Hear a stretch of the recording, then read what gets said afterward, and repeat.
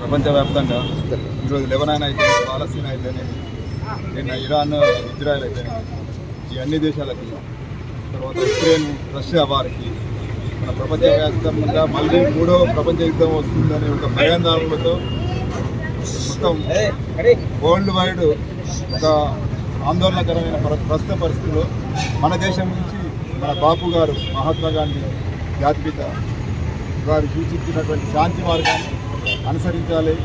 అది అనుసరిస్తే ప్రపంచం అంతా శాంతిగా ఉంటుంది, మనం శాంతిగా ఉంటాం.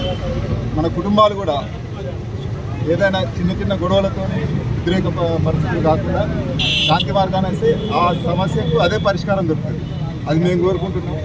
తర్వాత ఇక్కడ ఉన్నటువంటి ఇంత మంచి కార్యక్రమం, నేను నా 27 ఇయర్స్ సర్వీస్, ఇట్లాంటి కార్యక్రమం, అన్నదాన కార్యక్రమం, ఒక మంచి కార్యక్రమం ఆర్మూర్ ప్రజలు చేపట్టినందుకు జర్నలిస్ట్ కాలనీ సోదరులకి, అభివృద్ధి కమిటీకి అందరికీ నా మనస్ఫూర్తిక అభినందనలు. పోలీసు వారి తరఫున వారికి ధన్యవాదాలు.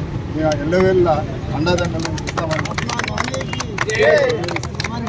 మీరు చేసే కార్యక్రమంలో మేము యాక్టివ్గా పార్టిసిపేట్ చేస్తాం.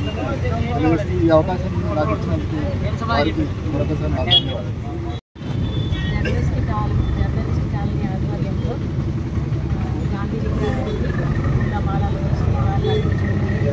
అదేవిధంగా పేదవారికి అన్నదాన కార్యక్రమాలు,